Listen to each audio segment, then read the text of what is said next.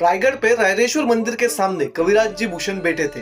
उस समय एक आदमी उनके पास आया और उनसे पूछने लगा कि तुम कहाँ से आए हो, तुम करते क्या हो। तब कविराज भूषण जी ने कहा कि मैं औरंगजेब के दरबार का एक कवि था, मैं औरंगजेब के ऊपर कविता लिखता था, लेकिन मैंने सुना है कि दक्कन में कोई शिवाजी महाराज है जो हिंदुओं के लिए राज्य बनाने का प्रयत्न कर रहे हैं, तो मैं चला आया उनसे मिलने। तो उस आदमी ने कहा कि तुमने उनके ऊपर कुछ कविता लिखी है। तो कवि भूषण ने कहा जी हाँ लिखी है। उस आदमी ने कहा तो सुनाओ।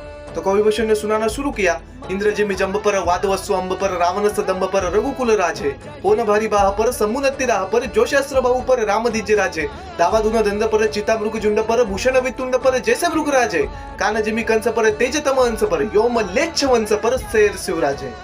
उस आदमी ने कहा दोबारा से सुनाओ।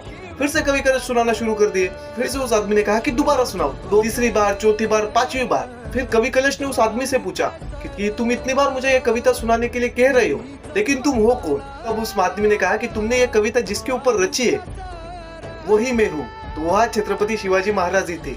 आपको इस सुंदर कहानी के बारे में पहले पता था क्या? नीचे कमेंट करके बताइए। जय शिवराय, जय शंभूराज।